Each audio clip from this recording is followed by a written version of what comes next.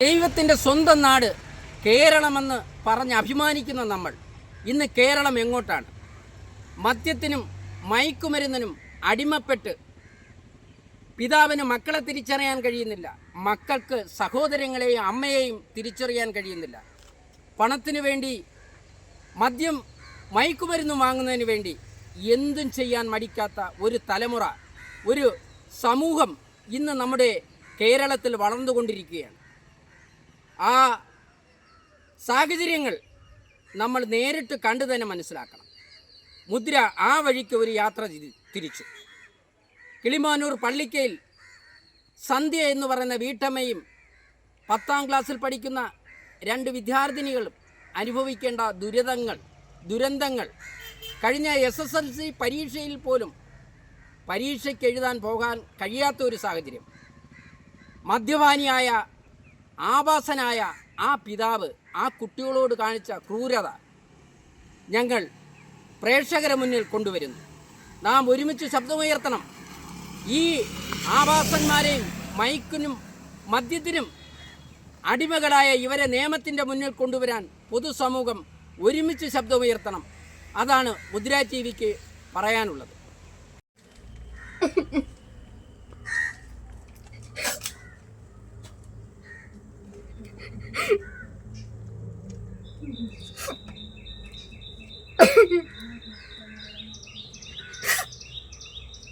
ആരോഗ്യ സമാധാനം പറയാൻ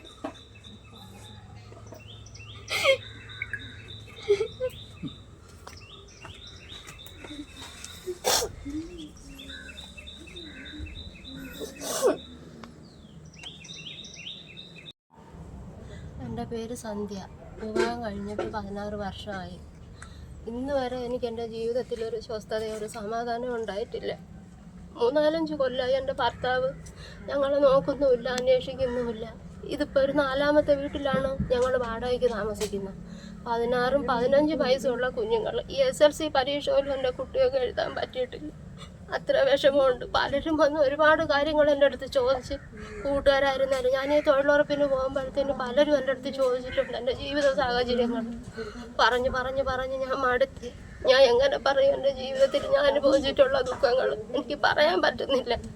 സങ്കടങ്ങൾ ഞാൻ ഈ മീഡിയയുടെ മുമ്പിൽ ഞാൻ അവതരിപ്പിക്കുന്നത്. ഒരു കോടതിയിലായിരുന്നാലും ആര് ഈ ഷോ കണ്ടിരുന്നാലും ശരി തന്നെ, എനിക്കും എൻ്റെ കുഞ്ഞുങ്ങൾക്ക് ഒരു നീതി വേണം. ഇനി ഞങ്ങൾക്ക് അനുഭവിക്കാൻ വയ്യ. ഒരുപാട് സഹിച്ച്. മദ്യപാനവും സംശയരോഗവും തന്നെയാണ് ഭർത്താവിൻ്റെ മെയിൻ വിഷയം. കള്ളു കുടിച്ച് വന്നു കഴിഞ്ഞാൽ വീട്ടിലൊരു സ്വസ്ഥതയില്ല, സമാധാനമില്ല. അയാൾക്ക് ഇപ്പോഴും അയാളെ അമ്മ മതി എന്നുള്ള ചിന്തയിൽ നടക്കുകയാണ്. ആ തള്ളയാണ് എന്നെയും കുഞ്ഞുങ്ങളെ ഇന്നും കുടുംബത്തിന് ജീവിക്കാൻ സമ്മതിക്കാതെ അവരെ മോനെ പിടിച്ച് മാറ്റി നിർത്തിയേക്കുന്നത് ഈ അമ്മയാണ്. മദ്യപിച്ച് വന്ന കുഞ്ഞുങ്ങൾ കിടന്ന് ഉറങ്ങുന്ന മുറിയിൽ സൈഡിൽ കൂടെ ഇറങ്ങി വന്ന എൻ്റെ കുഞ്ഞുങ്ങൾ ഉറങ്ങുന്നത് പലതവണയും ഞാൻ കണ്ടിട്ടുണ്ട്. അപ്പോഴും ഞാൻ വഴക്ക് പറഞ്ഞു. എൻ്റെ ഇളയ മോളെ വായിൽ കൊണ്ടുവന്ന് മദ്യം ഒഴിക്കാൻ തുടങ്ങി. കുഞ്ഞത് തട്ടിക്കളഞ്ഞിട്ട് അമ്മ ഇനി അച്ഛൻ്റെ കൂടെ ജീവിക്കണ്ട, ഇങ്ങനെ ഒരാളിൻ്റെ കൂടെ ഞങ്ങൾ എങ്ങനെ ജീവിക്കും അമ്മ? നമുക്ക് എവിടെയെങ്കിലും ഒരു വാടക വീടെടുത്ത് മാറാം എന്നും പറഞ്ഞ് വന്ന് മുന്നിൽ കൂടെ പോയി വന്ന് തട്ടിയിട്ട് പോയാൽ പോലും എൻ്റെ കുഞ്ഞുങ്ങളെ കണ്ടാൽ മിണ്ടൂല. ഇത്രയും ഞങ്ങളെ ദ്രോഹിക്കുന്നത് എന്തിന്? വഴിക്കിട്ട് എന്നെ അടിക്കാനും ഉപദ്രവിക്കാനും വന്നിട്ടുണ്ട്. ഞാൻ ഇതുവരെ എൻ്റെ അച്ഛൻ്റെ അടുത്ത്, അമ്മയുടെ അടുത്ത്, സഹോദരങ്ങളുടെ അടുത്ത് ആരടുത്തും ഞാൻ പറഞ്ഞിട്ടില്ല. അവിടെ ഞാൻ ഒതുക്കി. ഇതിൽ കൂടുതലൊക്കെ പറയാൻ എനിക്ക് ഒക്കൂല. മദ്യപിച്ച് വീട്ടിൽ വന്നു കഴിഞ്ഞാൽ സെൻസേഡ് വഴി വെന്റിലേറ്ററിൽ കൂടെ മക്കൾ കിടന്ന് ഉറങ്ങുന്ന മുറിയിൽ വന്ന് നോക്ക്. നിങ്ങൾക്കൊക്കെ കാണുമല്ലോ സഹോദരങ്ങളെ, ഭർത്താക്കന്മാർ. ഒരു കോടതി കണ്ടിരുന്നാലോ നിങ്ങളും മനസാക്ഷിയുള്ളവരല്ലേ? നിങ്ങളൊന്ന് ചിന്തിച്ച് നോക്ക്. കുഞ്ഞുങ്ങളെ നല്ല രീതിയിൽ അവർക്കൊരു ഉടുപ്പ് വാങ്ങിച്ചു കൊടുക്കുക, അവർക്കൊരു ചെരുപ്പ് വാങ്ങിച്ചു കൊടുക്കുക. മക്കളെ, നിങ്ങളുടെ ആവശ്യങ്ങൾ എന്താണ്? ഞാൻ നിങ്ങളുടെ അച്ഛനാണ്, നിങ്ങൾക്ക് എന്ത് എൻ്റെ അടുത്ത് പറയാം, നിങ്ങളുടെ കാര്യങ്ങൾ എന്ത്, ആവശ്യങ്ങൾ എന്ത് എന്ന് ഇന്ന് വരെ എൻ്റെ മക്കളടുത്ത് ചോദിക്കുകയാവട്ടെ. അവർക്കൊരാവശ്യമുള്ള സാധനങ്ങൾ വാങ്ങിച്ചു കൊടുക്കുകയാവട്ടെ. ഒന്നുമില്ല.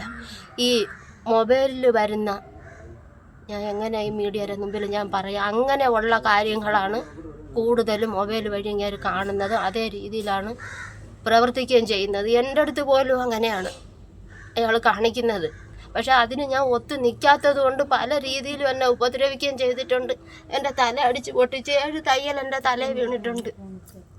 അതിന് തെളിവ് എൻ്റെ കയ്യിലുണ്ട്. 7 തയ്യൽ എൻ്റെ തലയിൽ. കാരണം അങ്ങേർക്കൊപ്പം ഞാൻ നിൽക്കാത്തതിൻ്റെ പേരിൽ. 1 മണിയായ ടി വിയിൽ കാണുന്ന ഈ 1 മണിക്ക് വരുന്ന ഫാഷൻ TV അത് കാണും. അത് തനിച്ചല്ല, അവർ അമ്മയും മോനും കൂടെ ഇരുന്നാണ് അത് കാണുന്നത്. അത്ര വൃത്തികെട്ട ഒരു തള്ളയാണ് ആ തള്ള. അവർ കൂടെ ഇരുന്ന് ഈ ചാനൽ കാണും. കണ്ടിട്ട് പല ദിവസങ്ങളിൽ ഞാൻ പറഞ്ഞിട്ടുണ്ട്, നിങ്ങൾ അമ്മയും മോനുമാണ്, നിങ്ങളിത് എന്തോ കാണിക്കുന്നത്. അപ്പോഴെൻ്റെ അടുത്ത് പറയുന്നത്, എൻ്റെ മോനാ, ഞാൻ പ്രസവിച്ച മോനാണ്, നീ മാറിപ്പോ, എനിക്കിത് കാണണം, നീ ആ ചാനൽ വയ്യടാന്ന് പറയും. ഇങ്ങനെയാണ് അവർ അമ്മയും മോനും. 1.5 വർഷമായി ഞാനിവിടെ ഇങ്ങോട്ട് മാറിയിട്ട് എൻ്റെ മക്കളെയും കൊണ്ട് നിരന്തരം ഈ ഉപദ്രവം കാരണം എൻ്റെ കൊച്ചുങ്ങളെയും കൊണ്ട് ഞാനിവിടെ വന്നിട്ട് 1.5 വർഷം ആവാൻ പോണ്. ഇന്ന് വരെ ഒരു ഉടുക്ക തുണിക്കോ ഒരു മുട്ടായിക്കോ ഒന്നിനും എൻ്റെ ഭർത്താവിനെ കൊണ്ട് ഞങ്ങൾക്ക് ഒരു ഉപകാരം ഉണ്ടായിട്ടില്ല ഇതുവരെ. ഞാൻ ഈ തൊഴിലുറപ്പിന് പോയി വല്ല വീട്ടുവേലയ്ക്കും പോയി എൻ്റെ കുഞ്ഞുങ്ങളെ ഞാൻ നോക്കുന്നു. ഇങ്ങനെയാണ് ഒരു ഭർത്താവ് ചെയ്യാനുള്ളത്. എൻ്റെ കുഞ്ഞുങ്ങൾക്ക് കിട്ടാനുള്ള നീതി, അവർക്ക് കിട്ടാനുള്ള അവകാശം അത് ഞാൻ ചോദിച്ച് വാങ്ങിക്കും. ബഹുമാനപ്പെട്ട കോടതി എൻ്റെ കുഞ്ഞുങ്ങൾക്ക് കിട്ടാനുള്ള മുതൽ. കാരണം എന്ന് പറഞ്ഞാൽ ഇപ്പം ഈ വഴി വികസനമായിട്ട് അവർക്കുള്ളൊരു 8 സെൻറ്റ് വസ്തു പോയിട്ടുണ്ട്. ആ പൈസ സർക്കാർ ഏത് കാലത്ത് കൊടുക്കണമെന്ന് അറിഞ്ഞൂടാ. അതുപോലെ ഈ കുഞ്ഞുങ്ങൾക്ക് കൊടുക്കൂലെന്നാണ് പറയുന്നത്. അല്ലാതെ അവർക്കുള്ളൊരു 5 സെൻറ്റ് വസ്തു വിറ്റ് ആ 4 ലക്ഷം രൂപ അവരുടെ കയ്യിലുണ്ട്. അതിൽ നിന്ന് 1 രൂപ എൻ്റെ 2 കുഞ്ഞുങ്ങൾക്ക് ഞാൻ പാസ്ബുക്ക് വാങ്ങിച്ചിട്ടിട്ടുണ്ട്. ഈ സ്കോളർഷിപ്പിൻ്റെ പൈസയുടെ ഇത് അനുവദിച്ച് വരാൻ വേണ്ടിയിട്ട് 1 രൂപ എൻ്റെ കുഞ്ഞുങ്ങൾക്ക് കൊടുത്തിട്ടില്ല. ഇങ്ങനെ എന്തിനു ദ്രോഹിക്കണം? എൻ്റെ അടുത്ത് കാണിക്കുന്ന അതേ രീതിയിലാണ് നീ കുഞ്ഞുങ്ങളുടെ അടുത്ത് അയാൾ കാണിക്കുന്നത്. അതേ രീതിയിലുള്ള ദ്രോഹങ്ങളാണ്. എന്നെ കൊണ്ട് പറ്റത്തില്ല. അതുകൊണ്ട് ബഹുമാനപ്പെട്ട കോടതി ഇതിനൊരു തീർപ്പ് ഉണ്ടാക്കി തന്നേ പറ്റൂ. ഈ കള്ള് കുടിച്ച് മദ്യപിച്ച് ഏത് സമയവും ഒരു സമയം അങ്ങേർക്ക് ലക്ക് ഉള്ള രീതിയിലല്ല ഞങ്ങൾ കിടക്കുന്നിടത്ത് കയറി വരുന്നത്. ആ വരുന്ന ആളിനെ വിശ്വസിച്ച് എൻ്റെ കുഞ്ഞുങ്ങളെ മടിയിൽ പിടിച്ചിരുത്തി അയാൾ മദ്യം കൊടുക്കണമെങ്കിൽ ഏത് രീതിയിൽ അങ്ങനെ മനസ്സിൽ ചിന്തിച്ചിട്ടായിരിക്കണം അങ്ങനെ എൻ്റെ കുട്ടികൾക്ക് കൊടുക്കുന്നത്. ഒരച്ഛന്മാരും ഒരു മക്കളടുത്തും അങ്ങനെ പ്രവർത്തിക്കില്ല. എൻ്റെ മക്കളാണെന്നുള്ളൊരു സ്നേഹം എൻ്റെ കുഞ്ഞുങ്ങളടുത്ത് ഇന്ന് വരെ ഇല്ല. അത് ഞാൻ പറഞ്ഞ് മനസ്സിലാക്കി കൊടുത്താലും അയാൾ അതിനോടൊപ്പം നിൽക്കില്ല. അങ്ങേർക്ക് കള്ള് വരുമ്പോഴ ആഹാരം വേണം. അങ്ങേര് ചിന്തിക്കുന്ന രീതിയിൽ അങ്ങേർക്ക് പെണ്ണുങ്ങൾ വേണം. അതിന് എന്നെ കൊണ്ട് എൻ്റെ മക്കളെ കൊണ്ടും പറ്റത്തില്ല അതേ രീതിയിൽ പോകാൻ വേണ്ടിയിട്ട്. ഇങ്ങനെ മദ്യപിച്ച് വരുന്ന ഒരാളിൻ്റെ മുന്നിൽ എൻ്റെ ഈ കുഞ്ഞുങ്ങളെ ഞാൻ വിശ്വസിച്ച് അയാളെ മുമ്പിൽ ഏൽപ്പിച്ചു കൊടുത്തിട്ട് എങ്ങനെ ഞാനൊരു ജോലിക്ക് ഇറങ്ങിപ്പോകും?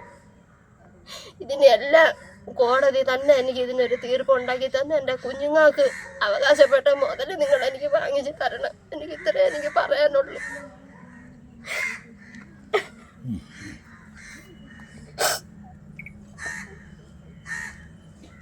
എന്ന് വെച്ചാൽ അച്ഛൻ എപ്പോഴും വഴക്കുണ്ടാക്കും. ഒരു ദിവസമാണെങ്കിൽ അച്ഛൻ ഇതുപോലെ മദ്യം കൊണ്ടുവന്ന് എൻ്റെ വായിൽ ഒഴിക്കാൻ ശ്രമിച്ചായിരുന്നു.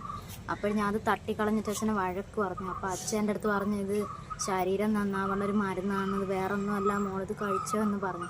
അപ്പോൾ എനിക്കത് അറിയത്തില്ലായിരുന്നു, ഞാനത് കുടിച്ചില്ല. അപ്പോഴത്തേക്ക് അമ്മ വന്നത് തട്ടിക്കളഞ്ഞിട്ട് അച്ഛനെ വഴക്ക് പറഞ്ഞു.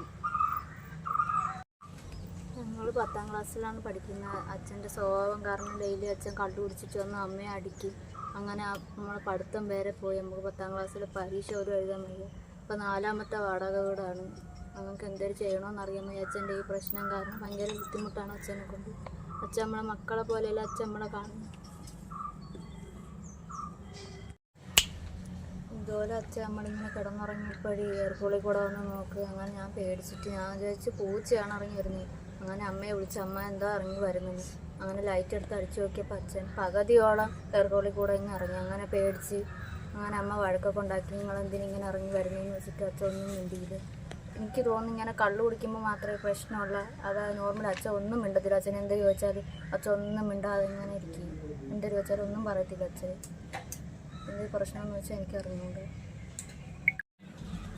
ഒരു പെൺപിള്ളേർക്ക് പറ്റുന്ന ഒരു ഇതല്ല അച്ഛൻ കാണിക്കുന്ന. കള്ളു കുടിച്ചിട്ട് ഒന്ന് അടുത്ത് പിടിച്ച് ഇരുത്തൊക്കെ തൊടലും ഇങ്ങനെ ഓരോന്നൊക്കെ പറയലും.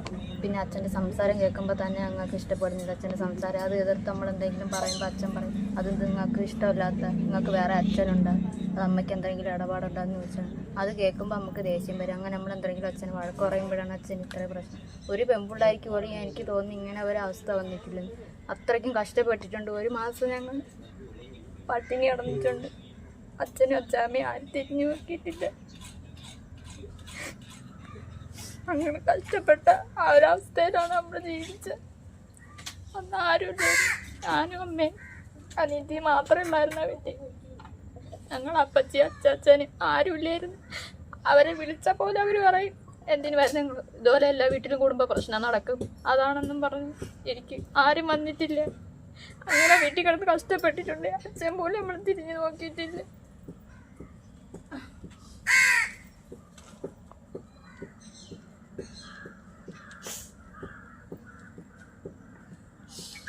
പേര് 18 വർഷമായി എൻ്റെ കല്യാണം കഴിഞ്ഞിട്ട്. ഇതിപ്പോൾ 5ാമത്തെ കേസാണ്. ഞങ്ങളെ കൊണ്ടൊക്കുന്ന രീതിയിലൊക്കെ 5 സെൻറ്റ് തറയെ 5 മക്കളെ എനിക്കുള്ളായിരുന്നു. ഈ കൊച്ചിൻ്റെ കാര്യം 75,000 രൂപ 3 പവന് ഞാൻ കൊടുത്ത്. അപ്പോഴാണ് കൊടുമുട്ടി അമ്പലത്തിൽ നിന്നത് താറന്മാർ വന്നിട്ട് പറഞ്ഞു അയക്കാൻ നിവർത്തിയില്ലാത്ത കൊച്ചുങ്ങളുണ്ടെങ്കിൽ തന്നാൽ അവിടെ വെച്ച് നടത്താം.